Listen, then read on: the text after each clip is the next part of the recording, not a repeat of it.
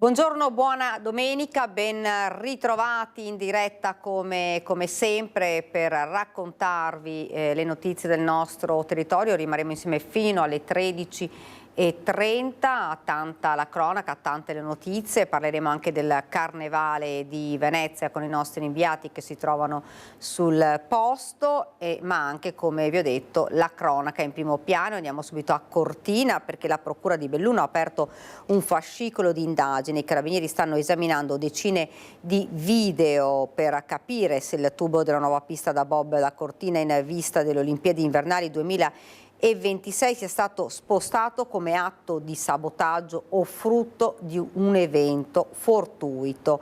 Nulla al momento consente di capire se ci sia stato un atto doloso o meno, anche se sembra il più probabile. E proprio ieri a Palazzo dei Rettori il prefetto ha convocato il Comitato Ordine e Sicurezza. Vediamo. Ecco il tubo di refrigerazione ritrovato in mezzo alla strada che costeggia il cantiere dello Sliding Center a Cortina. È stato un atto di sabotaggio o un incidente? Sul punto gli investigatori non sarebbero orientati a definire in modo netto la natura dell'episodio. Il tubo prima sarebbe stato allineato come molti altri a bordo della strada in attesa di essere posto in opera. Lungo 12 metri con un diametro di 30 centimetri e un peso che sfiora la mezza tonnellata, la forza richiesta per indurne un rotolamento, riferisce l'ANSA, non sarebbe eccessiva.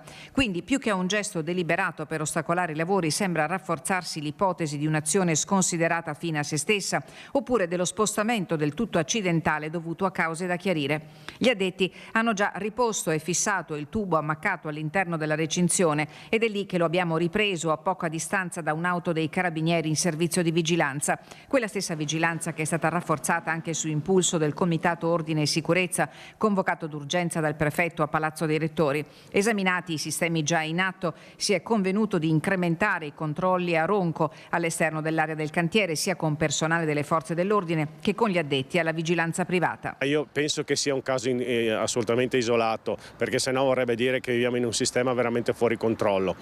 Probabilmente magari anche qualcuno che vuole emulare certe situazioni, ma spero vivamente che si fermi solo a questo atto. Ma l'allerta è salita di livello al punto che per la prossima settimana a Cortina è previsto l'arrivo del sottosegretario alla Presidenza del Consiglio Alessandro Morelli per un incontro con il prefetto Rocco Bertonna e i vertici di Simico. A precedere la visita una nota dell'ufficio stampa della Lega al Senato che riporta l'attacco, l'ennesimo, di un rappresentante del governo contro i media, perfino quelli del servizio pubblico. Rei, secondo il sottosegretario, di fare da cassa di risonanza a chi esprime no ideologici contro le Olimpiadi.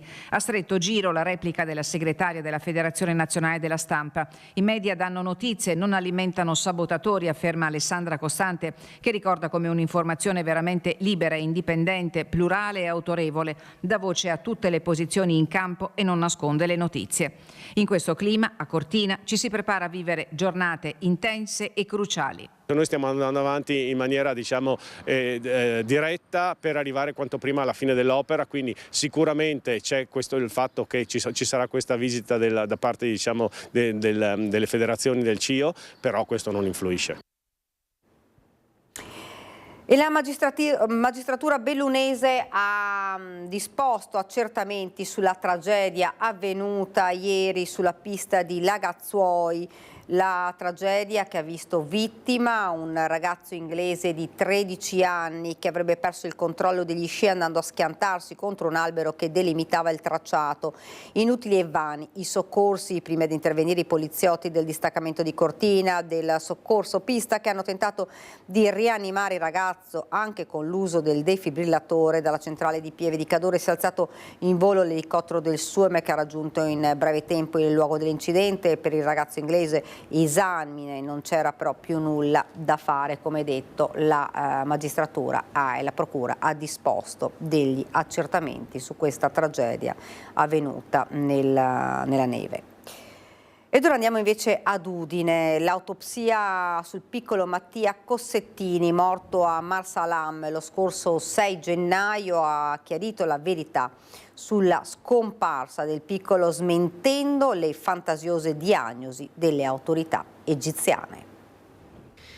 Mattia Cossettini non è morto di tumore né di polmonite, ma per un'emorragia causata da un aneurisma cerebrale. L'esito dell'autopsia effettuata dall'azienda ospedaliera universitaria di Udine smentisce quella che era stata la diagnosi resa pubblica in tutta velocità dalla direzione sanitaria del Mar Rosso. Il bimbo di 13°, che si trovava in vacanza con la famiglia a Marsa Alam a inizio gennaio, stava trascorrendo giorni felici, sorridente, fino all'ultimo momento, lo definiscono i genitori, senza nessun sintomo, nemmeno un raffreddore. Poi i primi segnali di malessere durante una gita in barca dove non c'era la possibilità di chiamare i soccorsi. Quindi la prima visita è avvenuta al rientro in resort, dove gli era stato diagnosticato un colpo di calore. La famiglia è convinta che ci sia stata una sottovalutazione del quadro clinico iniziale, poi un errore di refertazione all'ospedale di Marsa Alam, dove Mattia è stato portato nella notte tra il 5 e il 6 gennaio, visto il peggioramento delle sue condizioni. L'interpretazione dell'attacco è stata frettolosa, senza che peraltro si potesse intervenire in alcun modo a causa dell'assenza di attrezzature idonee. I sanitari ipotizzavano si trattasse di diabete, broncopolmonite o Covid, mentre il piccolo rimaneva su una lettiga di ospedale con il cuscino della camera del resort e i genitori tentavano disperatamente di trovare una struttura attrezzata dove portarlo. La più vicina era a 3 ore di auto e non c'erano elicotteri. Ora che c'è la certezza che il sistema non solo non abbia funzionato, ma abbia anche prodotto spiegazioni errate, i genitori vogliono andare a fondo per capire se una corretta diagnosi e una struttura idonea avrebbero potuto cambiare l'esito drammatico delle cose. Questo non è ancora chiaro. Lampante invece è che si doveva fare di più per provare a salvare quella giovane e innocente vita. I genitori di Mattia, Alessandra e Marco, a meno di 2 mesi dalla morte del figlio, continuano a sperare che la scomparsa del loro bimbo sorridente possa far capire che la situazione di gestione sanitaria delle emergenze sul Mar Rosso, dove vanno in vacanza 15 milioni di italiani ogni anno, vada migliorata, perché quel dolore e quella rabbia insopportabile che ora provano non debba riguardare mai più nessun altro. Ed arriva anche il commento dei genitori del piccolo Mattia. Papà Marco e mamma Alessandra lanciano un appello.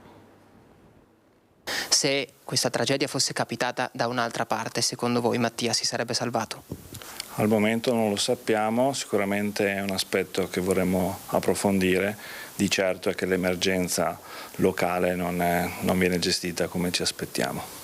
La certezza non c'è e allora ci si aggrappa alle sensazioni, quelle sensazioni che ci dicono che forse Mattia Cossettini si sarebbe salvato se tutto ciò fosse capitato da un'altra parte, perché le emergenze sanitarie, come ci raccontano papà Marco e mamma Alessandra, non vengono gestite come dovrebbero. È il giorno dell'esito dell'autopsia svolta sul corpo di Mattia, che inoltre racconta la verità e smentisce i sanitari egiziani della direzione sanitaria del Mar Rosso, che in pochi minuti avevano provato a trovare svariate cause per spiegare le condizioni del bimbo, sottovalutando sicuramente il quadro clinico iniziale, tenendolo solamente in osservazione anche per la mancanza di attrezzature. Si è parlato di diabete, di un tumore al cervello, di broncopolmonite, addirittura di Covid. Invece Mattia è morto per un'emorragia causata da un aneurisma cerebrale, situazione per la quale sarebbero servite attrezzature disponibili solo in altri ospedali ad ore di distanza da Marsa Alam. Sicuramente avevamo il sospetto che quanto diagnosticato non fosse credibile, però volevamo aspettare questo approfondimento diagnostico per avere un parere professionale. Va poi approfondito il drammatico tema sulla sanità. In Egitto, strutture come detto non adeguate per i milioni di turisti che visitano il paese ogni anno. Probabilmente basterebbe qualche investimento in più da parte delle strutture alberghiere o anche la possibilità dell'utilizzo della telemedicina con refertazione a distanza. Tutte situazioni che in altri paesi sono considerate normali e che in Egitto mancano. Da qui l'appello dei genitori di Mattia affinché tragedie del genere non capitino più.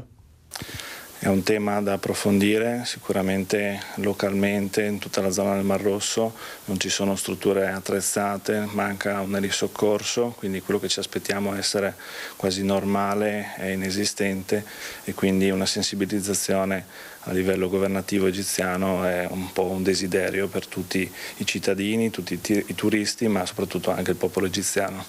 Sicuramente Mattia non c'è più, però il messaggio potrebbe raggiungere chi può investire in questa gestione delle emergenze, facendo la differenza qualora qualsiasi fatto grave possa ovviamente avere delle probabilità di sopravvivenza.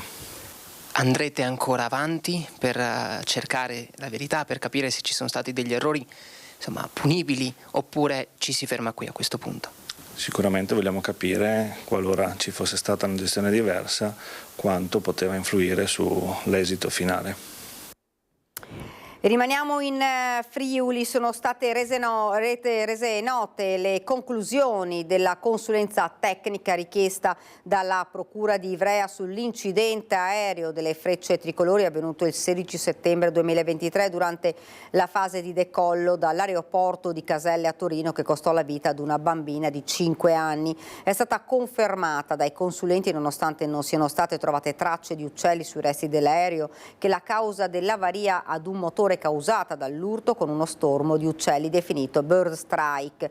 Nell'audio recuperato dalla scatola nera dell'aereo, il registratore di bordo, è presente la voce del pilota Oscar Del Do, che dice: bird strike, ho fatto un bird strike pochi secondi prima della caduta. Inoltre alcuni video e fotografie esaminate mostrano la presenza di almeno uno stormo sulla traiettoria e sui motori ci sono segni compatibili con un impatto di questo tipo.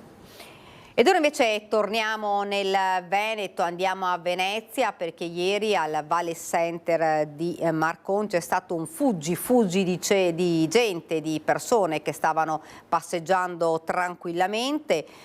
Spruzzano, probabilmente hanno spruzzato uno spray urticante nel centro commerciale creando scompiglio di alcuni, come vi ho detto, alcune persone hanno iniziato a scappare. La cronaca della bravata, da come si è appreso, di un gruppo di ragazzini che sabato sera intorno alle 19:15-19:30 ha generato preoccupazione per aver nebulizzato il liquido al peperoncino tra i clienti del centro acquisti a Marcon. Lo ha raccontato un testimone che, vedendo la scena del fuggi ha chiesto cosa fosse accaduto tramite i social, ha chiesto se qualcuno era presente e c'è stata appunto la conferma di questo fuggi e probabilmente adesso ci saranno accertamenti e indagini per capire chi sia stato, anche se qualcuno insomma ha visto dei ragazzini probabilmente spruzzare questo spray, che ovviamente ha infastidito e ha creato problemi a gente, a residenti, a gente che stava tranquillamente passando un sabato pomeriggio, un sabato sera al centro commerciale. E andiamo avanti e continuiamo con la cronaca, ci spostiamo nel Vicentino, la morte del giovane operaio nel cantiere edile di Sottomarina. Mentre si svolgono le indagini per determinare le cause per l'ennesimo incidente sul lavoro, la famiglia a Castagnero ha dato le prime disposizioni per il funerale. A Villa Ganzerla, frazione di Castagnero, dove abitava Andrea Canzonieri, non si incontra nessuno che voglia parlare al microfono. La morte ieri del giovanissimo operaio appena 21enne in un cantiere edile a Sottomarina ha sconcertato tutti. Il giovane diplomato all'Istituto da Schio di Vicenza era stato assunto solo da 15 giorni. Andrea gestiva la movimentazione della pesante piastra metallica che lo ha schiacciato. Un fascicolo di indagine aperto in procura cercherà di fare luce sull'accaduto e sulle responsabilità dell'ennesimo incidente sul lavoro. È passato un anno, l'anno scorso, il 16 febbraio, dei 5 morti della tragedia di Esselunga a Firenze, proprio travolti da una trave. Bisogna investire sulla sicurezza, tutti quanti lo dicono, però purtroppo, come si può vedere, cantieri PNRR, fretta di finire, tante volte si dimentica e si mette davanti qualcos'altro. Quindi investiamo su questo, anche perché adesso il magistrato verrà lo Spisa a fare le sue indagini, però alla mamma, ad Alessia, non verrà più ridato il suo figlio di 21 anni, quindi non c'è indagine, non c'è risarcimento che tenga su questo. Poca la voglia di parlare anche a Ponte di Barbarano, dove Andrea era nato e cresciuto. Con la madre e le sorelle della famiglia si era trasferita a Castagnero nel 2019. Ne senti parecchi ultimamente morti sul lavoro, voglio dire, bisogna cercare di fare un po' più attenzione, secondo me, su questa cosa. Anche perché il ragazzo è molto giovane, il primo lavoro, insomma, è un po' ovviamente alle prime armi, bisogna stargli vicino e segnargli insomma tutto quanto. Dispiace tutto questo, insomma, deve far riflettere. Un ragazzo, Andrea, schivo ma con la testa sulle spalle, che si stava impegnando per sostenere economicamente la famiglia. Era appassionato di musica, della sua squadra del cuore, il Lane. La famiglia ha già dato disposizioni per il suo funerale. Io ho saputo che il funerale verrà celebrato qua a Villa Ganzerla nella nostra chiesa di San Michele Arcangelo. La data non si sa ancora perché ci sono indagini in corso. Anche il sindaco di Chioggia mi ha chiamato, ha detto che quando sarà la data vuole presenziare anche lui perché ci tiene a questo, quindi mi sono ripromesso di sentirlo quando saprò la data. Ed ora andiamo in provincia di Treviso perché sono andate avanti ieri per tutto il giorno le operazioni di bonifica nella sede dell'Itch Farm di Roncade, dove un violento incendio ha divorato un edificio direzionale, danni ingentissimi, uomini e mezzi immobilitati tutto il giorno. Il rogo sarebbe stato causato da un cortocircuito, sembra quindi escludersi al momento il dolo. Sono stati attimi di paura perché noi da casa sentivamo degli scoppi, credo che fossero state le finestre che scoppiavano, quindi già un po' prima che avevo spento la televisione per andare a letto e ho sentito questi forti rumori, poi ho sentito anche i vigili del fuoco che passavano. È stata una notte di mobilitazione quella che ha portato a Catron, nella sede di Itch Farm, nel pieno della campagna roncadese, uomini e mezzi provenienti da diversi comandi della Marca e del Veneziano. Avvolto dalle fiamme uno degli edifici direzionali, una casa colonica con travi in legno a ridosso di via Sile. La prima cosa a essere scongiurata, visto anche l'orario poco dopo le 23:30, è la presenza di persone. L'esito è negativo, si tira un primo sospiro di sollievo. L'intervento tempestivo dei vigili del fuoco evita il propagarsi delle fiamme agli edifici vicini. Le operazioni si concentrano sull'immobile storico. Le prime abitazioni in linea d'aria si trovano a qualche centinaio di metri. L'aria era completamente irrespirabile, ti sentivi proprio in gola che non si faceva fatica a respirare, le fiamme erano molto alte, quindi una cosa un po', sì, che ci ha messo un po' d'ansia, insomma. È la prima volta che una cosa di questo genere, il sistema ha sempre funzionato bene, ma Anche per questo entrano in azione già di prima mattina i tecnici di ARPAV per tutti i rilievi del caso. Il rogo si sarebbe sviluppato dalla sala server e computer, probabilmente a causa di un cortocircuito. Sembra quindi escludersi l'ombra del dolo, con carabinieri e tecnici dei vigili del fuoco che però non hanno dato nulla per scontato, mentre la bonifica è andata avanti tutto il giorno. Operazioni complesse, innumerevoli focolai. Poco prima delle 12 un pompiere si sente male e viene portato fuori dai colleghi. Fortunatamente l'uomo si riprende in pochi minuti, la bonifica procede con la conta dei danni, che sono ingenti.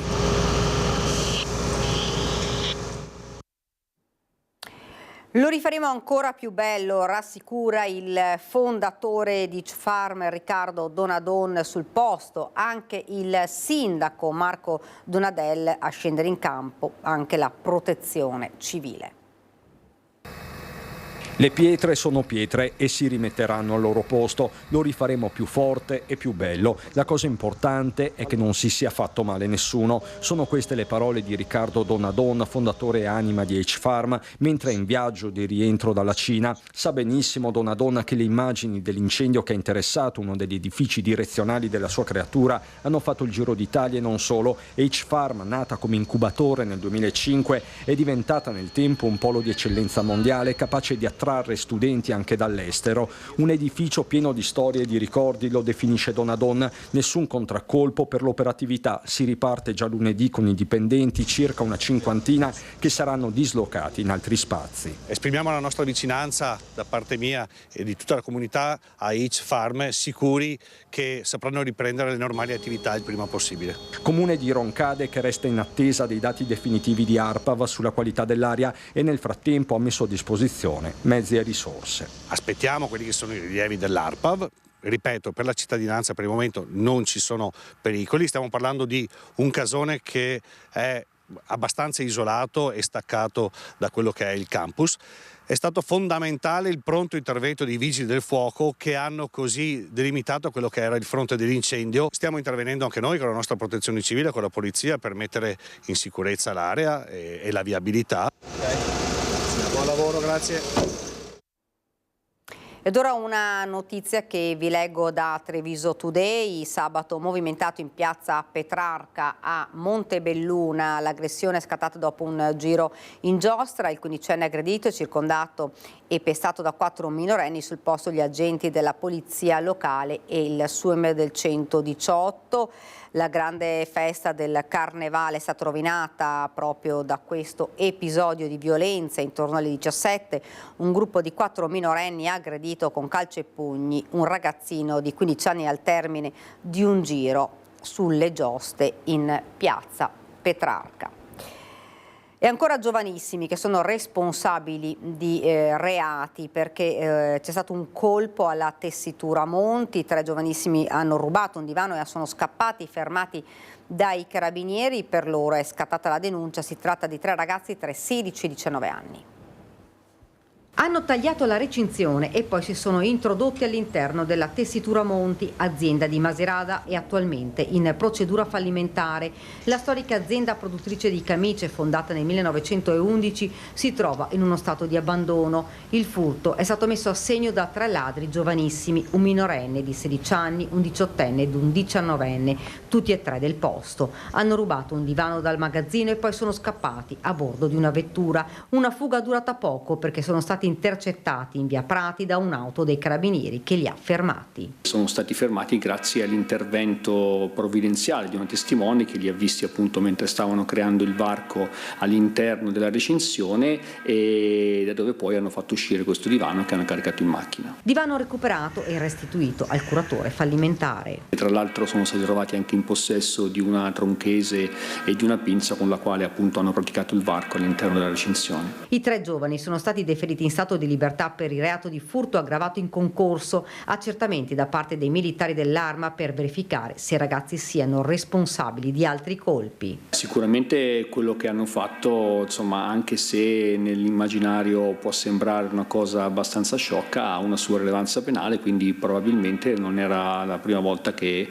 avevano questo intento. Poco distante, nella frazione di Candelù, sono stati segnalati diversi furti in abitazione, alcuni tentati, altri messi a segno. Una serata da incubo per i residenti esasperati dalle continue incursioni a qualsiasi ora da parte di ladri senza scrupoli.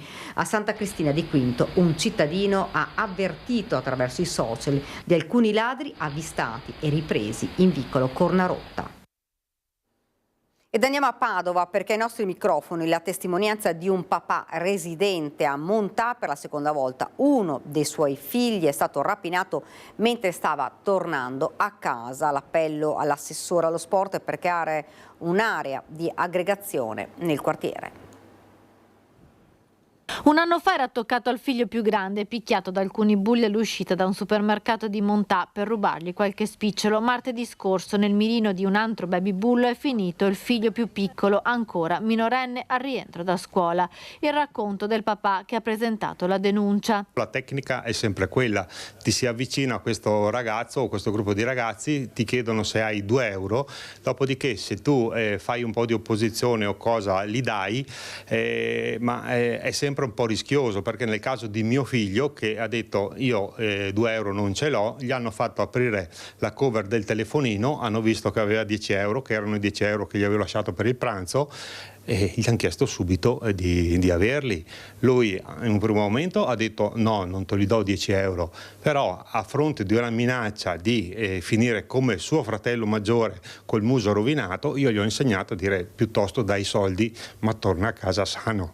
Questa è la nostra disperazione. Questo papà si emoziona ancora ricordando quanto è accaduto nel luglio del 2023 al figlio più grande, tornato a casa pieno di paure con il volto tumefatto. Il luogo è sempre lo stesso, a Montà, lungo la via principale. Sono posti che i ragazzi frequentano, la fermata del bus per andare a scuola oppure il supermercato. Io non posso vivere con questo pensiero qua che i miei figli escono di casa e non so come tornano. Questa è la nostra disperazione e come la mia penso che sia quella di molti altri genitori. In mezzo a quest'area verde che potrebbe diventare un punto di aggregazione positiva, come spera il papà che fa parte della consulta di quartiere, che perciò ha scritto all'assessore allo sport Diego Bonavina. Noi abbiamo sempre cercato di creare un clima costruttivo, non di condanna. Sia l'altra volta io con mio figlio più grande ci eravamo attivati per aprire un campetto da calcetto che ce l'è montato chiuso da 5-6 anni. C'è l'erba alta, ci sono i lucchetti che sono ormai arrugginiti. Ok? Bene. Non abbiamo ancora avuto delle risposte chiare. E aveva suggerito una bellissima idea di passare quel piccolo campetto lì a zona verde anziché sportiva, di modo che fosse aperto a tutti quanti. Poi invece ci ha ripensato, non so per quale motivo, mi ha detto che è un problema di sicurezza, come se è area sportiva siamo sicuri, se è area verde non siamo più sicuri. Io questa cosa qua non la capisco, spero che un giorno me lo chiarisca lui. Prima della pubblicità vi presento subito l'ospite che ci ha raggiunto qui in studio, Alessandro Manera, vice sindaco di Treviso. Buongiorno e grazie dell'invito. Quindi pubblicità, qualche istante, poi torniamo di nuovo in studio. Siamo tornati nuovamente in studio, ve l'ho presentato poco fa, Alessandro Manera, intanto buongiorno ancora.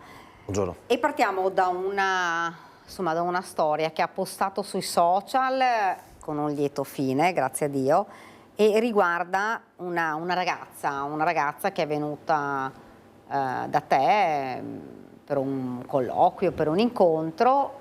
E che cosa è accaduto? Allora, onestamente io, lo sa, chi mi segue sulle pagine, io posto pochissimo fatti personali perché voglio tenere la mia vita privata molto distante, però a volte mi succedono dei fatti. Questo è un fatto che nasce dalla mia figuraccia, onestamente, perché questa ragazza che dovevo vedere per un incontro su un progetto sull'ambiente mi aveva contattato su Instagram.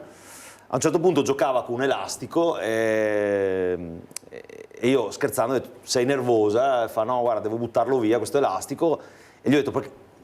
Dovendo star zitto, ho detto: perché non ti piace il colore? Mi fa: no, perché devo fare la chemioterapia, non mi servirà più. Era un elastico per i capelli e sta cosa mi ha fatto gelare il sangue. Allora non sapevo esattamente cosa dire, gli ho detto: guarda, lo dai a me e te lo ridò, lo tengo addosso io, era un elastico molto semplice, e te lo ridò io quando avrai finito tutto. E dopo 2 anni e mezzo gliel'ho ridato, sono stato contento. Allora, un po' perché non si chiama Francesca, ma la chiamo Francesca perché non volevo che tra i miei contatti venisse individuata. È stata una bella cosa perché ho pensato alle tante persone magari in cui uno fa una battuta e non ci si rende conto magari di cosa avviene all'altra persona, perché non lo sappiamo, e quindi da questa mia figuraccia, perché dico la verità, ero mortificato. Poi mi ha detto: sai, non vengo al concerto di Vasco, era 2 anni fa, perché mi vergogno, perché avrò il cappellino così, e quest'anno mi ha detto: ci vediamo a Bibbione al concerto di Vasco. E sta cosa sono stato veramente contento, perché è rinata sta ragazza, una ragazza giovane, adesso ha 29 anni, quindi 2 anni fa ne aveva 27, ed era un tumore anche molto aggressivo e quindi aveva molta paura, non le davano neanche tante speranze di piena guarigione, invece sta bene, quindi sono veramente contento. Ecco, e purtroppo tanti casi, ne abbiamo parlato anche insomma nel corso del nostro regionale, tanti casi purtroppo di malattie, di tumori, di malori, e almeno sentire insomma di un lieto fine, questo è bello. E quindi ha portato l'elastico? Sì, gliel'ho riportato e sono stato contento. Ripeto, io di solito non metto mai storie personali perché non mi va, è una cosa, tengo la mia vita separata, però ho pensato alle tante persone magari si sentono in difficoltà, perché poi nessuno ci fa una scuola per diventare assessori, vice sindaci,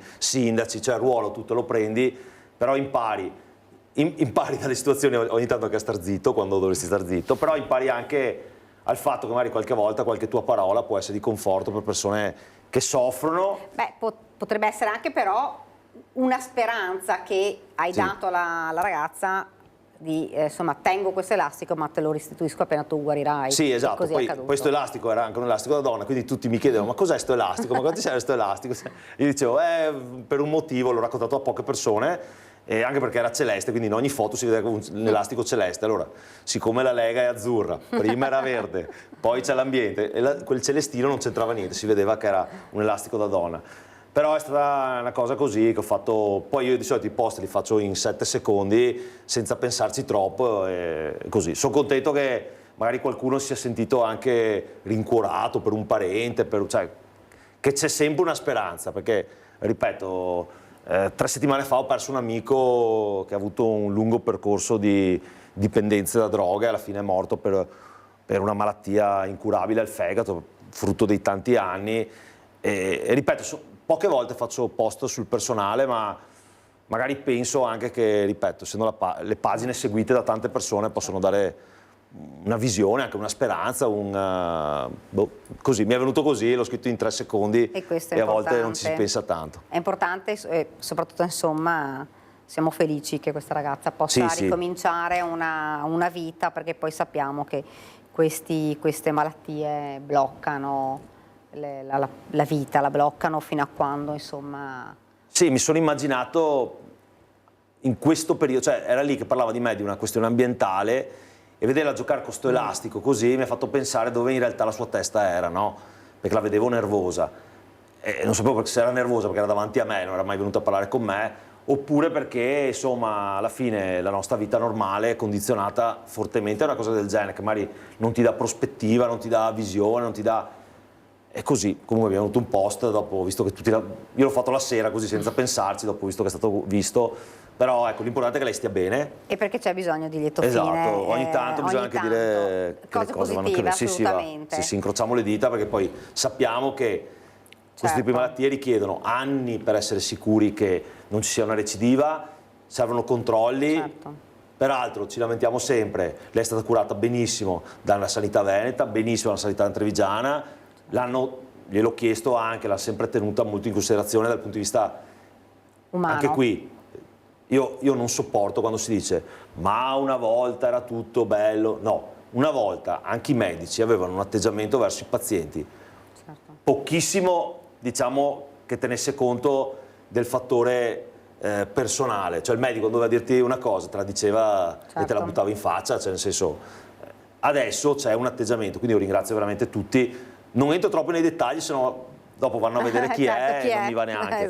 Però lei me l'ha detto, è stata curata benissimo e ripeto, l'aspetto di dare una speranza a sta ragazza che ha 27 anni. Se ti dicono guarda, non sai quante speranze hai, cioè tu come vivi la tua vita da quel momento in poi? Un amore, un lavoro, le passioni, come la vivi? Cioè, e lì mi è dispiaciuto tanto, però dai, la rivedo a Bibbione a vedere Vasco, quindi questa è la cosa positiva. Ed era venuto a parlare di ambiente, e di ambiente parliamo anche noi. Con lo smog, intanto com'è la situazione per quanto riguarda lo smog e se ci sono iniziative che sta per decidere, sta per prendere il Comune? Allora, 2 cose. Intanto, lo smog è uno dei fattori che condiziona certi tipi di malattie, quindi lo smog e l'ambiente in generale rispetto al passato ormai è preso, e noi ne teniamo conto, come un effetto sulla salute. Questo è importante, l'ha detto anche il dottor Benazzi poco tempo fa, che molte delle malattie respiratorie derivano dallo smog.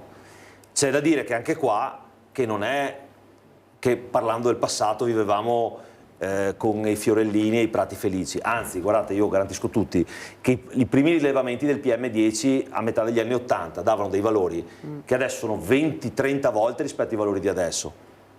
Cioè le aziende adesso non inquinano per niente rispetto agli anni 80, le auto sono tutte Euro 6 rispetto all'Euro 0 o addirittura, chi se lo ricorda, col piombo tetretile all'interno perché era la benzina col piombo. Quindi tutto in fase di miglioramento. Le case ormai non hanno più nafta pesante o gasolio, quasi tutte sono andate a gas. Quindi pian piano noi stiamo facendo tante attività che un anno alla volta abbassano la concentrazione di PM10 nell'aria. Questo, guardate, è importantissimo, ma l'ambiente non ha una soluzione dalla sera alla mattina. Stiamo piantando tantissimi alberi, anche tanti sempreverdi, per fare questo. Però un albero per crescere ha bisogno di anni.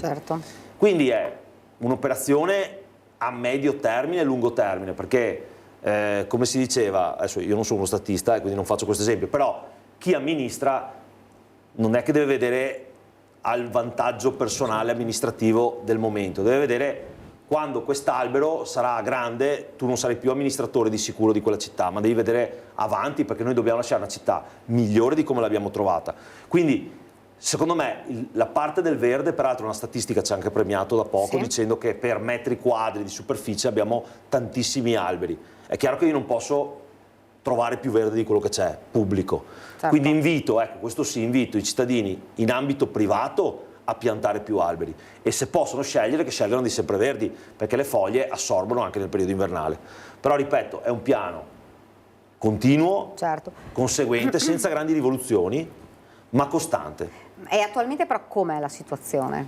Allora, diciamo che siamo stati quest'inverno fino adesso abbastanza fortunati, perché c'è stata una certa ventosità, non abbiamo avuto tantissimi sforamenti rispetto alle medie degli anni precedenti, però soprattutto la percentuale media di PM10 nell'aria anche quest'anno avrà qualche punto in meno a calare.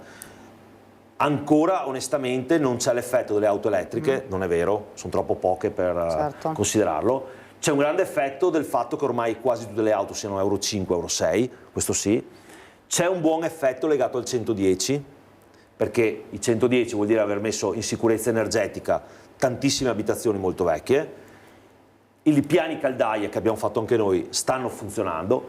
È chiaro che, diciamocelo francamente, se c'è poco vento o non piove per 3 settimane, cioè noi non è che possiamo smettere di respirare. Certo. Ecco, questa è la grande differenza tra chi ha una convinzione integralista ambientale o una convinzione, come ho io, di sostenibilità ambientale.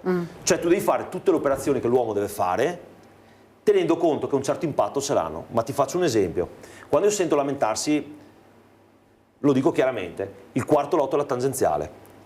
Guardate che uno dei più grandi catastrofi ambientali fatti tra la regione Veneto e la regione Friuli sono stati i 20 anni di aver bloccato il collegamento tra la 27 e la 28, cioè per chi è di queste zone, Pianzano, Sacile, perché la Pontebana era stracarica di mezzi, auto che inquinavano. Averle collegate ha reso il traffico fluido, uno va adesso a Pordenone in un attimo, senza avere code e code di mezzi che rallentavano su una strada statale. Quindi le strade, a volte, se fatte bene, sono la soluzione al problema dell'inquinamento. Certo. E che cosa rispondi agli ambientalisti sul consumo del suolo? Allora, il consumo del suolo a me fa ridere, perché poi, te lo dico sinceramente, noi siamo l'amministrazione che ha reso il consumo, siamo andati a consumo del suolo zero. Cosa vuol dire? Non è che non si costruisce, ma svelo un segreto a qualcuno: il sequestro proletario non esiste in Italia. Se uno ha comprato un terreno edificabile, ha il diritto di costruire. Poi noi possiamo dirgli: fallo con i criteri ambientali migliori, quindi la classe energetica più alta della casa, fallo con dei bacini di eliminazione così raccogli l'acqua, metti tanto verde, metti più piante. Però se uno ha comprato un terreno edificabile, che peraltro non va nel computo del consumo del suolo, perché il consumo del suolo tiene conto di suolo verde che diventa edificabile, e qui noi siamo a zero. Anzi, la nostra amministrazione ha usato molte meno leve, avrebbe potuto passare molta più roba, invece non l'ha fatto. Ma ti faccio un altro esempio. Io spesso sento parlare di ambientalisti, poi chiedo a tutti, me compreso, ma noi abitiamo su case, tutti noi abitiamo su case molto più grandi di quello di cui abbiamo bisogno. Sì. Cioè, diciamocelo francamente, è una scelta, è giusto, perché io devo, se voglio abitare su una casa più grande, perché quando io su una platea e mi dice no, dobbiamo usare meno la macchina, chiedo a tutti, chi è venuto in bicicletta qua dentro? No, ma io, mio zio, mio cugino. E chiedo a tutti, perché poi li conosco, e chiedo: tu da dove abiti? A Santabona? Boh, siamo a San Paolo, non ci potevi venire in bici, sei venuto in macchina anche tu. Cioè, è facile fare gli ambientalisti sempre toccando gli interessi degli altri. Certo. Quindi, il consumo del suolo a Treviso è zero. È chiaro, dove ci sono delitti edificatori consolidati, noi non possiamo fare varianti riportando un terreno edificabile a verde, perché faremo un danno alla persona. E la Corte dei Conti si fa secchi un minuto dopo, perché dice: tu fai danno nei confronti di qualcuno. Gli compro il terreno? Certo, glielo compro come edificabile. Dove troviamo i soldi? Certo. Cioè, bisogna essere anche realisti nelle cose. Dico un'altra cosa. Per esempio, il piano casa, che ha molti difetti, ha un pregio, perché tu, andando in altezza, consumi meno territorio in metri quadri. Sì. Quindi se tu fai un piano in più di una casa, probabilmente quella persona che va a vivere lì non fa un'edificazione nuova consumando terreno. Cioè il calcolo va sempre fatto nel suo complesso. C'è una zona di Treviso che, guardando, dici: ma se fosse stata più verde... Sì, la mia, io sono dalla Chiesa Votiva, che è la zona più antropizzata in assoluto. Quindi anche là, mio nonno diceva, una volta saltai i fossi per lungo. Non è vero, la chiesa votiva è stata costruita, ed era una zona di campi, è stata costruita male, perché ha fatto un piano casa al tempo di case popolari e hanno praticamente tolto qualsiasi... Dopo, le case popolari, attenzione, non è che ci andavano a vivere i marziani, ci andavano a vivere delle persone, però diciamo che avrebbero potuto tenere un po' più conto della specificità della zona, considerando che poi hanno costruito la tangenziale, c'è l'ospedale, c'è il terraglio, è chiusa su un quadrilatero in cui, ecco, lì sì, c'è da dire che per tutto il resto di Treviso, secondo me, diversi mandati hanno pian piano risistemato le cose. Però non è che possiamo dire a un certo punto, va bene, negli anni 60 ha costruito case popolari, radiamo tutto al suolo e facciamo un bosco fiorito, perché la gente deve pur vivere da qualche parte. E ripeto, e lo dico agli ambientalisti, che di solito peraltro sono ambientalisti, non hanno nome, cioè sono, sai, una categoria dispersa, che possono andare a dire alle persone che abitano in queste case, vabbè, facciamo così, tiriamo via tutto e facciamo un bosco. Però lo dicono sempre non a casa loro. Dove abitano loro non si tocca mai. Quindi cerchiamo di fare le robe con competenza, con cognizione e soprattutto con ottica futura. Guardate che uno dei problemi più grandi dal punto di vista ambientale è la pericolosità della piovosità. Questo è un vero dramma, perché ormai noi ci rendiamo conto che abbiamo periodi di siccità lunghissimi e quando piove in 2 ore viene giù l'acqua che doveva venire giù nel mese precedente. Tombini, fossi, drenaggio dell'acqua, questo è un grande problema. E poi periodi di siccità. Come facciamo? Qual è un piano da qua a 20 anni per risolvere questo problema? Io dico una cosa, l'ambiente sta cambiando, sì, è molto chiaro. Io e te andavamo alle fiere di San Luca e San Luca, capita sempre lo stesso giorno, con berretto, giubbotto, guanti, io sono alla chiesa votiva, quindi quel giro lo dovevo fare per andare a fiera. Adesso vai alle fiere di San Luca, cioè non vendono più castagne, vendono granite, perché vai a mangiare dal buon Albertini e sei in maglietta. Il clima è cambiato, il clima è cambiato, hai più condizionatori che impianti di riscaldamento, perché hai delle estati a volte torride. 3 anni fa lunghe. 3 anni fa abbiamo toccato, che c'era Lucifero, una perturbazione, abbiamo toccato un mese a 40 gradi. Cioè, guardate, questo è un problema vero, anche sulla scelta delle piantumazioni che facciamo, sull'irrigazione. La tanto vituperata via Cesare Battisti, per la prima volta in un viale è stata messa l'irrigazione. A Treviso non c'è un viale con l'irrigazione, il clima è cambiato, dobbiamo mettere l'irrigazione. E quindi da qua in poi faremo sempre così. Ultima domanda, poi ti saluto. 2025 Greenleaf, gli eventi, le sfide. Allora, le sfide sono sfide con noi stessi, col mondo, come sempre, perché facciamo delle sfide col mondo, ma anche vogliamo mettere in piedi tutte quelle best practice che ci hanno premiato e soprattutto declinarle nei vari settori. Ti faccio un esempio. Avremo giornate dedicate al benessere animale, che è un altro fattore nella nostra città. Abbiamo metà della popolazione con un animale d'affezione, un cane e un gatto, io ho un gatto. Quindi anche tutto quel mondo lì va curato, perché il cane è una risorsa, certo, vieni in centro, magari fa la pipì, cioè devi usare varechina che inquina, quindi.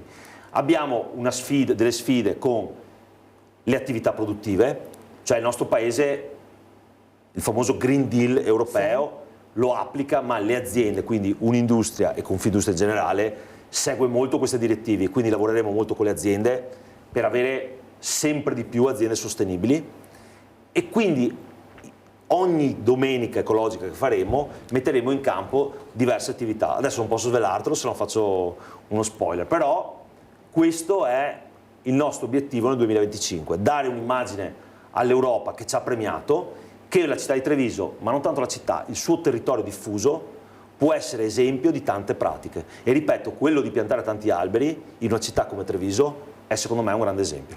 Però un'anticipazione di qualche... No dai, così mi rinviti, te lo dico la prossima volta che mi inviti. Va benissimo. Allora ringrazio davvero Alessandro Manera per essere stato con noi. Io vado avanti con la cronaca, così consento al vice sindaco di uscire. Andando a Tiene, nel Vicentino, dove tenta di rubare la merce da un supermercato e aggredisce le guardie giurate, arrestato uno straniero dai carabinieri per rapina impropria in concorso. Arrestato in flagranza di reato dai carabinieri un cittadino straniero di 49 anni, residente nella provincia di Vicenza, per il reato di rapina impropria in concorso. Lo straniero, insieme ad un complice ancora in fase di identificazione, è stato sorpreso oltre la barriera delle casse di un supermercato di Thiene da 2 guardie giurate addette alla sicurezza, dopo che aveva nascosto sotto i propri indumenti alcuni prodotti di cosmesi e generi alimentari. Nel tentativo di evitare l'arresto, l'uomo ha iniziato una colluttazione con le guardie giurate ed è stato poi fermato dai militari intervenuti a seguito della segnalazione. Lo straniero, su disposizione dell'autorità giudiziaria berica, è stato sottoposto agli arresti domiciliari in attesa del rito direttissimo che si è celebrato in mattinata e che si è concluso con la convalida dell'arresto e l'applicazione per l'uomo dell'obbligo di firma presso la caserma dell'Arma di Due Ville. Ed ora a Padova hanno aggredito 3 giovani coetanei con un coltello accanendosi contro una vittima che, quando era ormai a terra, la polizia ha trovato i responsabili. Si tratta di 3 diciottenni. Denunciati dalla polizia 3 diciottenni tunisini che avevano aggredito con un coltello alcuni coetanei di origini albanesi che si erano rifiutati di acquistare da loro cocaina. Sono state le vittime a chiamare le volanti, raccontando che al loro rifiuto di comprare droga i tunisini li avevano aggrediti prima con calci e pugni e poi avevano estratto un coltello di circa 20 centimetri, ferendo un 19enne alla gamba e all'orecchio sinistro. Per 2 dei giovani tunisini irregolari, il questore di Padova, Marco Dorisio, ha disposto il trasferimento nel centro di rimpatrio di Bari per allontanarli dal territorio nazionale. Per il terzo, invece, è stata avviata la procedura di revoca del permesso di soggiorno. Gli agenti hanno anche ricostruito come i 3 giovani tunisini si siano passati tra loro l'arma, colpendo il 19enne a turno, nonostante fosse già steso a terra. I giovani albanesi erano poi fuggiti, sul posto polizia e SUEM, e la vittima è stata trasportata in ospedale, dove è stato dimesso con 20 giorni di prognosi. L'indagine della squadra mobile ha individuato tutti e 3 gli aggressori, che sono stati bloccati in un bar del centro e portati in questura. Il tunisino, che per primo ha mostrato il coltello, già ben noto alle forze dell'ordine per reati di droga, era anche destinatario di un divieto di avvicinarsi ai locali pubblici dell'intera provincia per 3 anni. Inoltre gli agenti hanno arrestato un 45enne incensurato di San Giorgio in Bosco, che nascondeva in casa ben 42 dosi di cocaina di circa 1 grammo ciascuna, oltre a 2 bilancini di precisione, e un nigeriano irregolare che aveva con sé hashish e che a Padova, nel tentativo di fuggire in bicicletta, ha prima rischiato di investire alcuni pedoni e poi ha danneggiato un'auto della polizia. Ed ora nel Trevigiano, colpita da un'emorragia cerebrale nel 2020, quando aveva 16 anni, si è spenta ieri Marta Mazzucato. La storia di questa giovane di Villorba era diventata una canzone che ha commosso l'Italia intera. Pensiamo di essere eterni, di avere il controllo del tempo. La sua storia aveva commosso l'Italia intera e da oggi la sua stella brillerà più intensa nel cielo. Si è spenta Marta Mazzucato, la 20enne di Villorba, colpita nel luglio del 2020 da un'emorragia cerebrale che le sconvolse l'esistenza, come quella dei suoi familiari e di tutti coloro che le volevano bene e le sono sempre rimasti accanto. Da quel dolore immenso era nato La Stella di Marta, un progetto di solidarietà ed amore per sostenere Marta ed i suoi genitori Barbara e Gianluca. La Stella di Marta diventò anche una canzone scritta da Diego Cattarossi, cantata da papà Gianluca.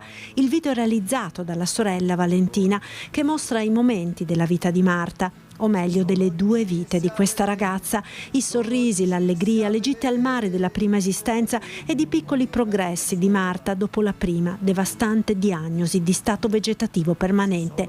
Marta riesce a tornare a casa e a dare ai suoi cari una speranza, stupendo ogni giorno con piccolissimi gesti chi l'assisteva con amore. Una speranza che si è spenta con l'aggravamento delle condizioni e la morte della giovane. Alla famiglia Mazzucato in queste ore di dolore si stringe l'intera comunità di Villorba.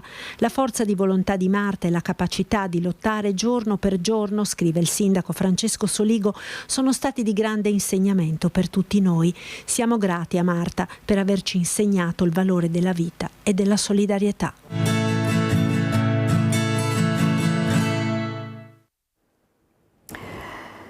Per migliorare la situazione delle carceri italiane, ne abbiamo parlato davvero nel corso delle nostre prime edizioni, è stato sottoscritto a Padova un protocollo per dare ai reclusi l'opportunità di imparare un lavoro. Una volta usciti, sostiene il sottosegretario alla giustizia Andrea Ostellari, queste persone non delinquono più. Si è sottoscritto un protocollo per ovviamente mettere al centro il tema del lavoro, che è uno strumento fondamentale per abbassare la recidiva dei nostri condannati. Ovviamente incide in maniera positiva perché chi impara un mestiere all'interno delle nostre carceri poi quando esce e sconta la sua pena non delinque più. Questo è uno degli obiettivi principali che ci siamo imposti. Noi diciamo no agli svuotacarceri, no all'aumento degli sconti, ma diciamo sì al lavoro come strumento per rendere migliori le nostre comunità e ovviamente il futuro anche di chi si trova oggi ristretto. E continuiamo con la cronaca, ci spostiamo nel veneziano, hanno picchiato e filmato una studentessa delle medie a Spinea e grazie anche ai loro filmati postati nei social tutte le minorenni sono state identificate. Le forze dell'ordine che sono in prima linea, che stanno intervenendo e hanno ben identificato sicuramente le persone che hanno commesso questi atti. Tutte identificate dalle forze dell'ordine le ragazze coinvolte nell'aggressione a Spinea nei confronti di una studentessa delle scuole medie picchiata nelle scorse settimane in centro a Spinea da un gruppo di babybulle composto da 4 o 5 ragazze di 14 e 15 anni. Giovani e crudeli avevano colpito la malcapitata con pugni e spinte, arrivando persino a strapparle i capelli. Attimi di pura follia cristallizzati nei telefonini che gli investigatori della stazione dei Carabinieri di Spinea, coordinati dalla Procura minorile di Venezia, stanno ancora visionando per capire ogni responsabilità avvenuta nel terribile pestaggio. Immagini che le minorenni, con spavalderia e senza timore, avevano postato nei social. Ormai le ragazze fanno parte di questi gruppi, di queste baby gang che commettono atti di bullismo nei confronti di altre ragazze e di altri ragazzi. Fra le bulle ci sarebbe una minorenne che era già stata segnalata ai servizi sociali del comune di Spinea per la difficile situazione familiare e per una serie di atti di bullismo nei confronti di altri minori in episodi accaduti fuori dall'ambito scolastico. Il comune, che sta da tempo avviato dei progetti che partono dalla scuola primaria per arrivare anche alla scuola media di contrasto al bullismo. Non bisogna dimenticarsi che questi ragazzi possono creare molti problemi e lo vediamo in città ben più grandi di noi di come la situazione ormai è degenerata. La violenza, che sembra essere scoppiata senza un motivo reale, ha destato grande preoccupazione tra i genitori degli studenti delle scuole medie di Spinea. L'appello è a tutte le persone che vedono e che devono segnalare. Se qualcuno vede queste situazioni che si stanno verificando, chiami le forze dell'ordine. Questa è l'opera, non ci si deve girare da un'altra parte.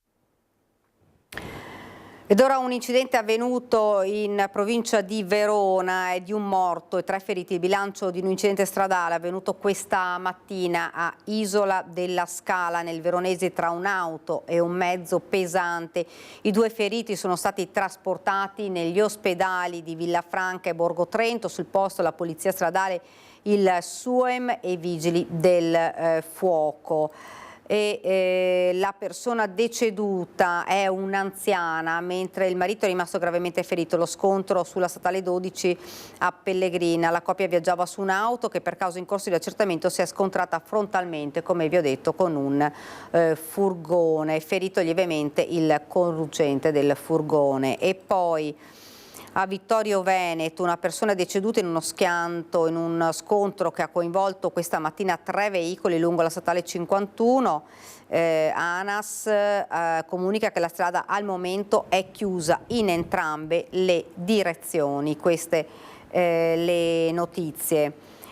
Ed ora torniamo nel veneziano in attesa di poterci collegare con il presidente di Ascom Treviso. Sono trascorsi ormai 100 giorni dall'arresto in Venezuela del cooperante italiano Alberto Trentini, originario del Lido di Venezia. Il coordinatore nazionale di Articolo 21 parla chiaro.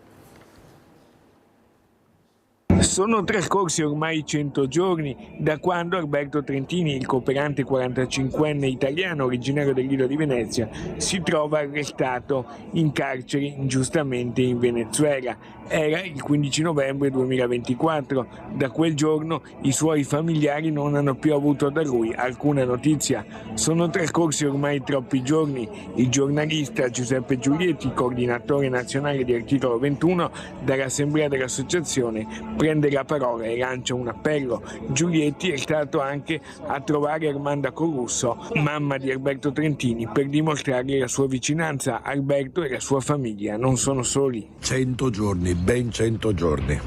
Sono passati da quando il cooperante veneziano Alberto Trentini è stato messo in carcere in Venezuela, accusa ignota. Non possiamo accettare che cali il silenzio. È una vicenda complessa, ha detto il ministro Tajani. Ma i governi ci stanno per risolvere le vicende complesse.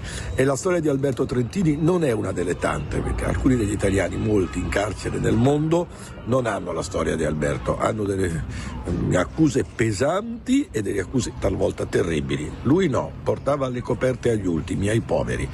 Ecco perché da Mestre, dall'Assemblea di Articolo 21 è partito un grande appello: non interferire nelle trattative, ma illuminare a giorno la vicenda di Alberto Trentini fino a quando non sarà tornato a casa.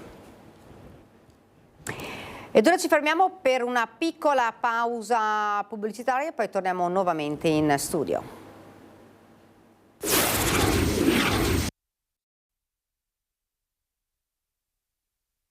In studio e saluto immediatamente, perché lo vedo collegato, Federico Capraro, presidente dell'Ascom Confcommercio di Treviso. Buongiorno.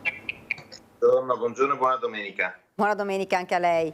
Dunque, partiamo subito dal centro storico e dal turismo. Come influisce sul centro storico di Treviso?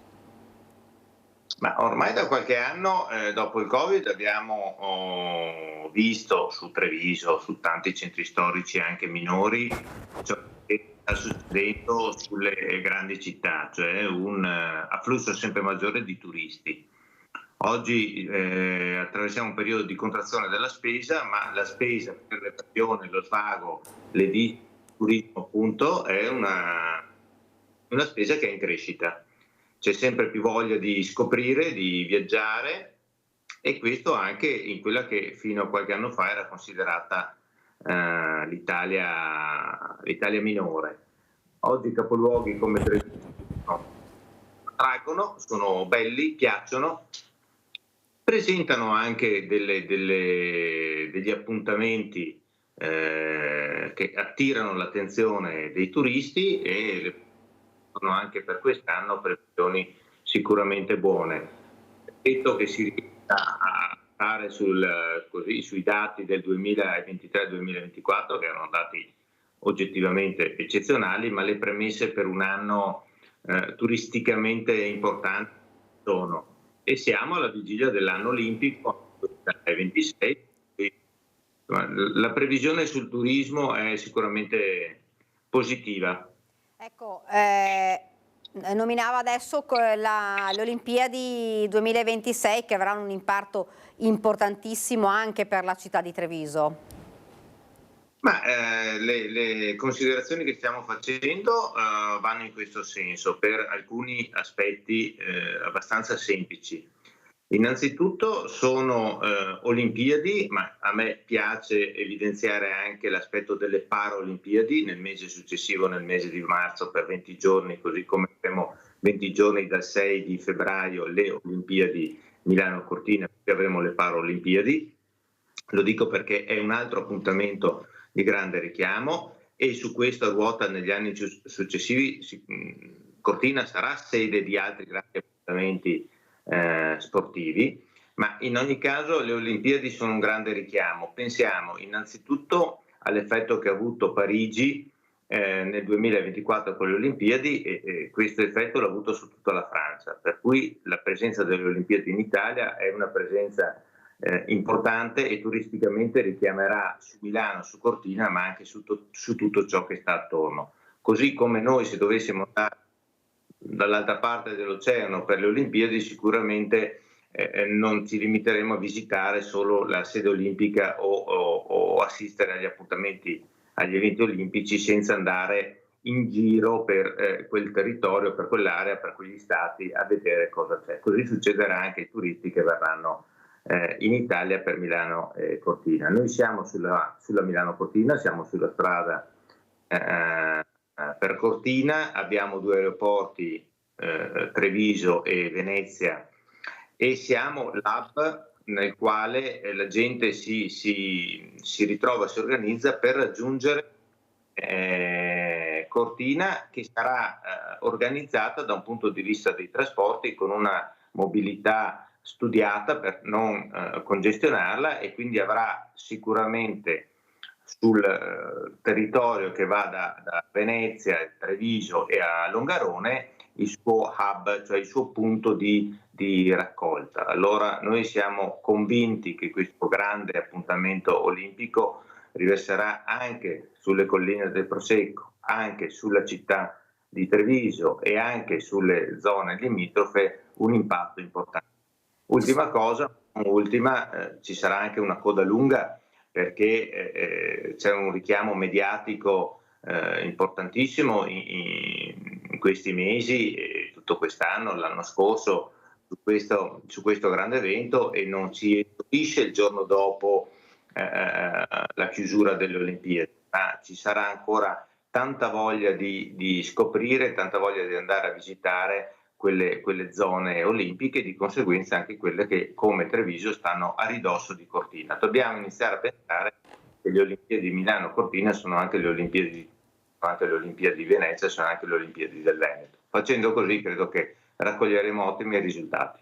Ecco, tante le aspettative per queste Olimpiadi e Paralimpiadi il mese dopo. Per Treviso come città si sta preparando a questo evento? Perché insomma Cortina, Belluno, lo sappiamo ovviamente, si stanno preparando. Treviso si sta preparando secondo lei? Allora ci sono come posso dire, delle preparazioni di Cortina si sta attrezzando, così come tutta la zona del Cadore, con delle infrastrutture importanti, in particolare per la viabilità, ma anche per gli impianti.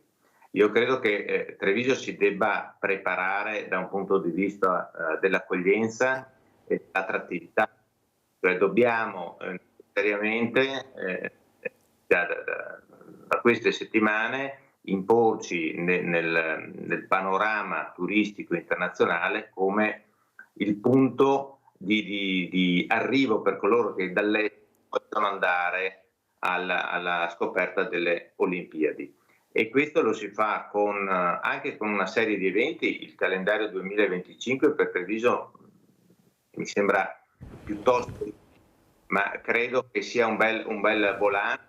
Poi nei mesi di febbraio e marzo poter essere ricordati come il punto nel quale i turisti possono arrivare, possono anche soggiornare e poi raggiungere Cortina, così come poi raggiungere le altre sedi, perché ricordiamo che è un'Olimpiade diffusa la nostra. C'è una cerimonia di inaugurazione a Verona, ci sono grandi eventi a Milano, ci sono degli appuntamenti di gare importantissime in Valtellina piuttosto che nelle montagne lombarde, così come ci sono gli appuntamenti a Cortina, ma anche in altre località delle nostre Dolomiti, per cui siamo baricentri e siamo anche ben collegati. Ecco, tornando invece a Treviso, insomma, come quotidianità sta andando meglio anche il commercio, insomma, negozi dove abbiamo visto c'è stata un via vai importante di persone, soprattutto nelle settimane scorse. Com'è il sentore dei commercianti e dei negozianti? Turismo e commercio sono ambiti del terziario che viaggiano a velocità decisamente diverse in questo periodo.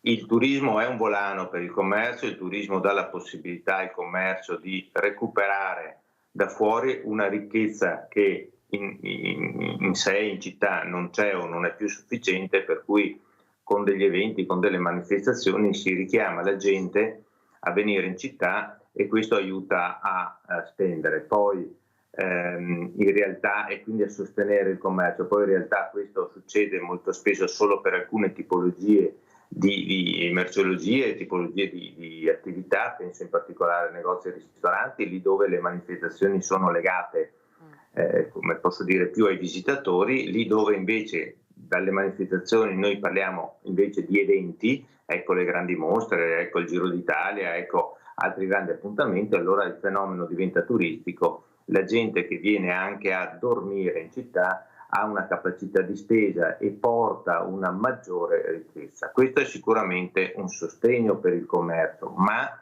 il commercio nella sua quotidianità fatica perché in questo periodo storico tutte le tendenze vanno assolutamente nel verso opposto a quello che noi stiamo cercando di imporre sul mercato, perché sicuramente i consumi, le tendenze di consumi, lo spopolamento, l'invecchiamento, l'online, i centri commerciali, i tempi che la gente dedica a questo tipo di attività rispetto al passato, i servizi, i parcheggi, i costi alti, insomma sono tutti aspetti di cui discutiamo tantissimo e vanno in una direzione, come dicevo, opposta. Quello che noi dobbiamo probabilmente fare è capire che se questa è una tendenza economica, è una tendenza anche sociale, noi dobbiamo pensare alle nostre attività come attività che non sono solo produttive, sono anche sociali. Oggi gli immobili in centro a Treviso, come in ogni altra realtà, valgono tanto quanto la gente frequenta quei posti, tanto quanto i negozi sotto quegli immobili, sotto quegli appartamenti sono aperti, sono illuminati e sono anche di un certo tipo di proposta. Per cui noi dobbiamo necessariamente studiare dei piani, ma non di mantenimento, non è un tema di tutela, di salvaguardia di queste attività, che in realtà molte di queste storiche ben ne avrebbero ragione, ma dobbiamo pensare che è un modello sociale quello che noi dobbiamo sostenere, perché le nostre città sono state così costruite perché permettono a noi di fare le relazioni, di vivere, di lavorare, di crescere da tanti punti di vista, con un sistema che oggi non può essere, come posso dire, sostituito con una proposta diversa, altrimenti se le città si spopolano noi perdiamo valore patrimoniale, ma perdiamo anche un patrimonio di conoscenze, di esperienze, di professionalità, un patrimonio sociale di relazioni. Noi siamo animali sociali, no? Siamo soggetti che devono necessariamente anche in contesto lavorativo trovarsi, incontrarsi, confrontarsi. Oggi anche lo smart working va in una direzione opposta a quella che invece favorirebbe lo sviluppo dei flussi in città e anche delle attività commerciali. Dobbiamo necessariamente imporre un modello che noi crediamo sia anche socialmente più interessante in prospettiva futura. Quindi supportare, se ho capito bene, un modello sociale diverso rispetto a quello che abbiamo supportato in questo periodo. Ma noi non crediamo che la chiusura di un'attività sia solo un problema di ordine economico. E più chiusure di più attività, più chiusure in una stessa città, magari in una stessa via, in una stessa piazza, vuol dire, ripeto, creare un fenomeno dal quale tra l'altro ci accorgiamo, si fa fatica poi a tornare indietro, di impoverimento, che però non è solo un impoverimento, ripeto, economico, un impoverimento patrimoniale. Lo dico perché probabilmente anche il modello di cui stiamo parlando è anche un modello sociale per i giovani, cioè dobbiamo anche pensare che dobbiamo creare delle occasioni ma quotidiane, non occasioni eccezionali, occasioni quotidiane perché i giovani vivano e si incontrino e si frequentino e lavorino insieme e si confrontino all'interno dei nostri contesti cittadini, perché quella è la vera ricchezza del modello di vita italiano rispetto anche a quello che c'è dall'altra parte. I riflessi ci sono sia sulla qualità della vita, ma ci sono, credo, anche sulla qualità del lavoro e sull'ingegno e sulla proposta e sull'innovazione di cui noi italiani siamo sempre stati, insomma, artefici. Credo che, insomma, si debba uscire un po' dalla logica è un problema del commercio, è un problema economico. No, io credo che sia un problema sociale e sia un problema proprio di qualità di vita. Grazie davvero, grazie.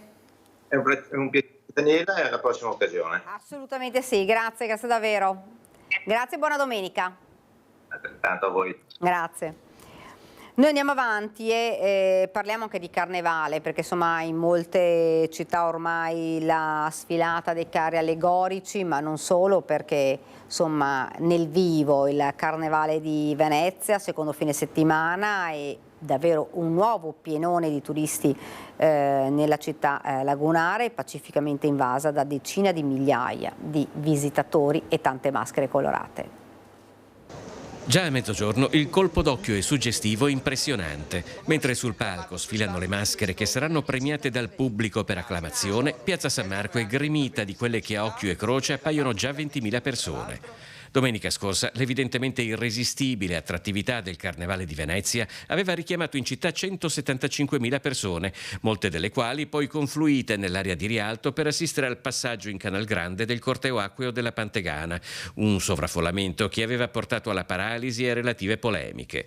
Anche oggi Venezia è piena, è una folla composta e ordinata, ma obiettivamente talmente numerosa da riempire ogni calle nella tratta che va dall'area marciana a Rialto. È il motivo per cui le iniziative sono spalmate su tutta la città. Campo San Geremia, Campo Santa Maria Formosa, Campo San Cassian, San Giacomo dell'Orio, all'Esedra di Via Garibaldi. Il Carnevale ovviamente è una macchina complessa, tanti attori che ci lavorano per far divertire le persone in centro storico, a Mestre, in terraferma, all'Arsenale con il water show, insomma ne abbiamo di tutti i tipi, i colori di maschere e di più. L'invito, perlomeno per chi già conosce i luoghi di maggior richiamo turistico della città, è quindi quello di partecipare alle numerose iniziative diffuse su tutto il comune. Inizia il carnevale diffuso in tutta la terraferma veneziana, in particolare in Piazza Ferretto e nelle aree limitrofe, con il palco di Piazza Ferretto. La sera grande appuntamento all'Arsenale con i 2 spettacoli alle 18:45 e alle 21, oggi e domani, e poi da giovedì 27 fino a martedì 4 marzo. Delle bellissime, davvero bellissime immagini. Noi ci colleghiamo subito telefonicamente con il nostro Lorenzo Maier che si trova a Venezia. Lorenzo, intanto buongiorno. Buongiorno Daniela, a te e ai nostri telespettatori, buona domenica. Buona domenica anche a te. Abbiamo visto insomma immagini bellissime, fra l'altro insomma un sole che fa splendere ancora di più questo Carnevale di Venezia. Abbiamo visto immagini bellissime delle maschere. Com'è questa domenica? È una domenica clou, nel senso che da oggi fino a martedì grasso la kermesse carnevalesca entra nel suo cuore, nel suo culmine. Ovviamente Venezia, come sappiamo, durante il carnevale è visitata da ospiti, da maschere che arrivano da tutto il mondo.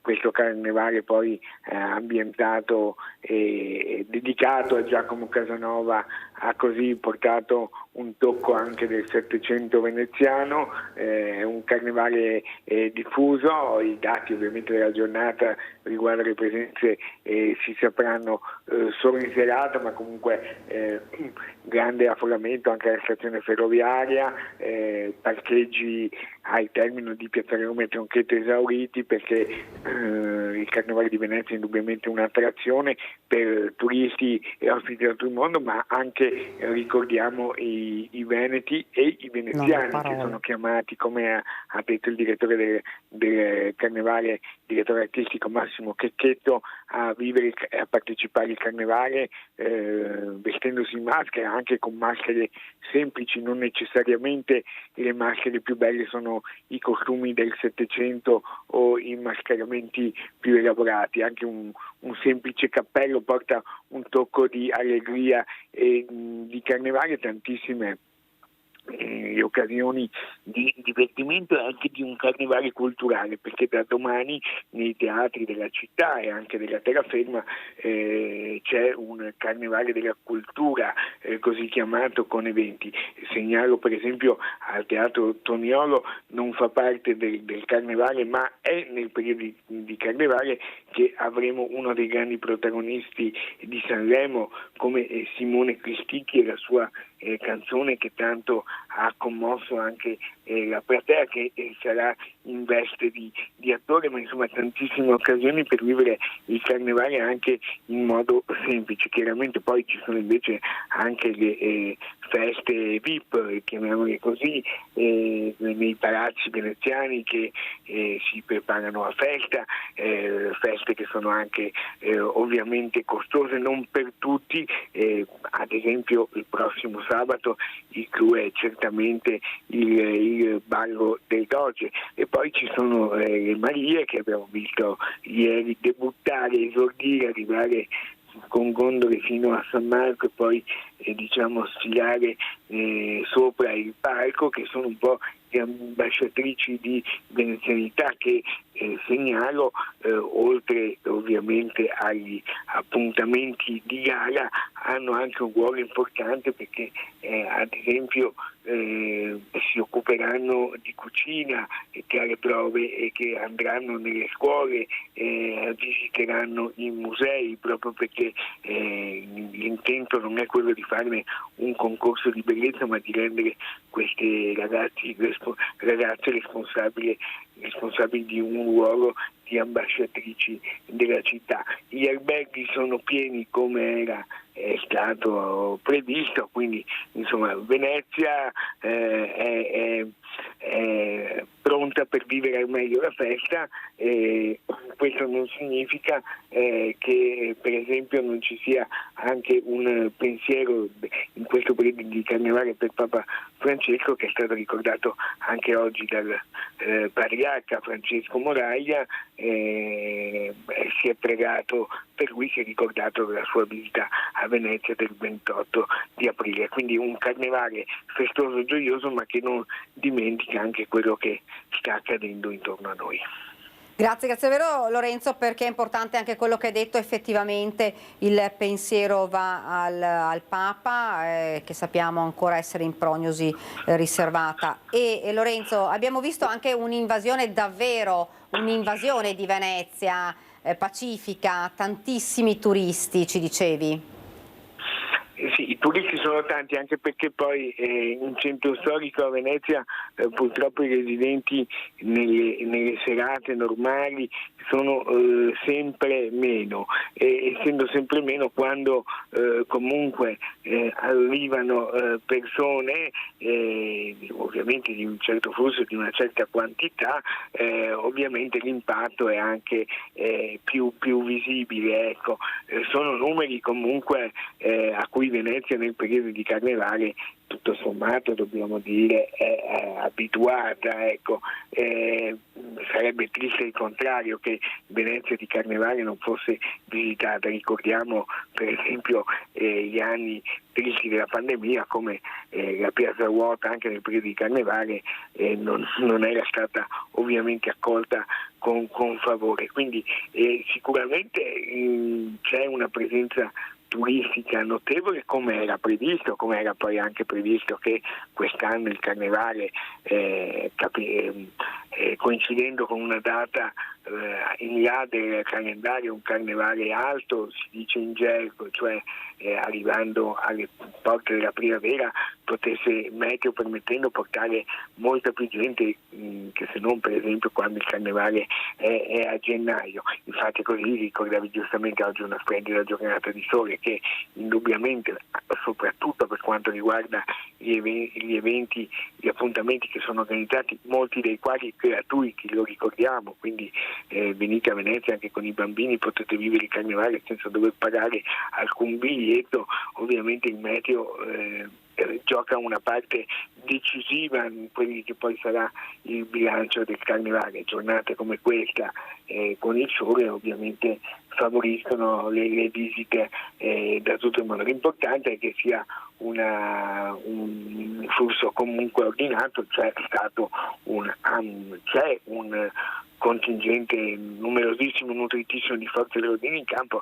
Ricordiamo ieri per esempio c'era anche la concomitanza con la partita di Serie A Venezia-Lazio, una partita comunque importante di Serie A, tutto si è svolto assolutamente in maniera tranquilla per entrambi gli eventi, sia per quanto riguarda la partita che non poi per la festa a San Marco. Il Comune ha adottato ormai da anni attraverso Vega, che sta svolgendo veramente un grande lavoro con il presidente Piero Rosa Salve e con il direttore Fabrizio Doria, che sono poi a capo di un team veramente valido e rotato, ha scelto questa strada degli eventi diffusi. Per esempio proprio per questa ragione ricordiamo che uno dei grandi classici del carnevale, che c'era fino a pochi anni fa, il volo dell'Angelo, dalla pandemia, praticamente da quando venne interrotto proprio il giorno che è stato poi dichiarato concluso anzitempo il carnevale,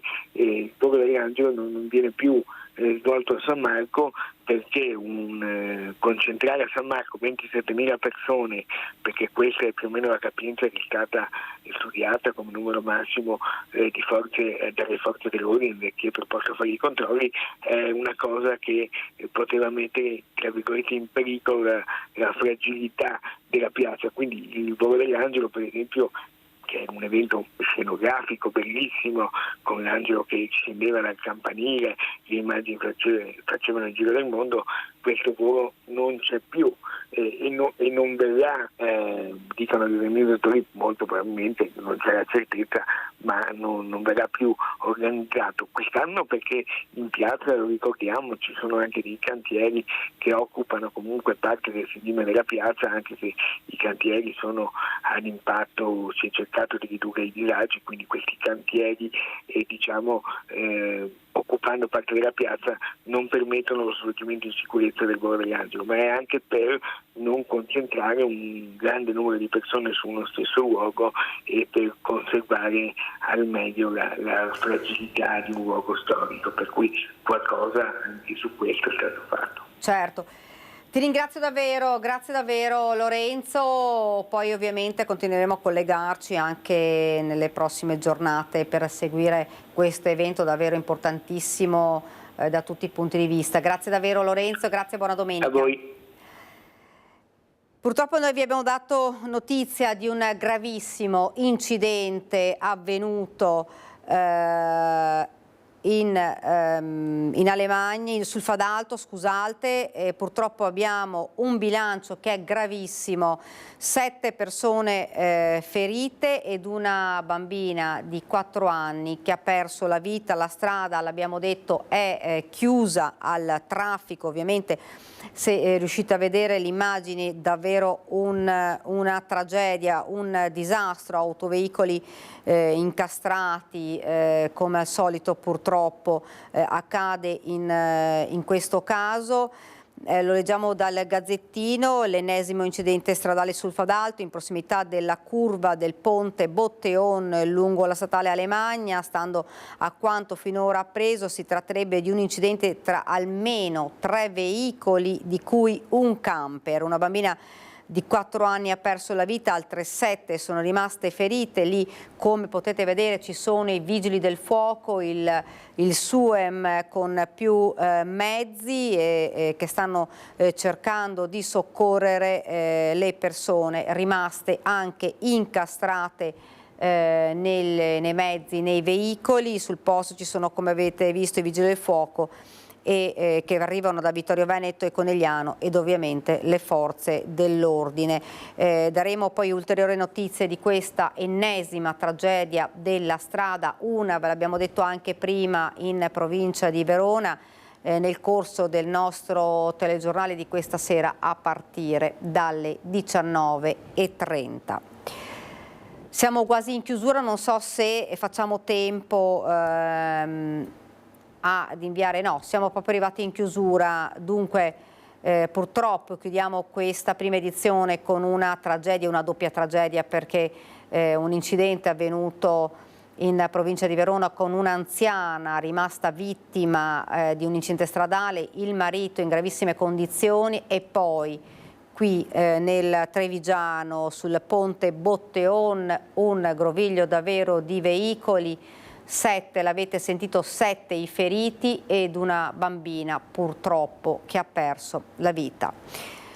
Non rimane davvero che salutarvi, darvi appuntamento per la prima edizione per domani e ovviamente il telegiornale di questa sera di Treviso a partire dalle 19:30. Ringrazio i registi Italo Morao e Mattia Pizzaia per averci seguito fin qui. Non mi rimane che salutarvi, grazie e arrivederci.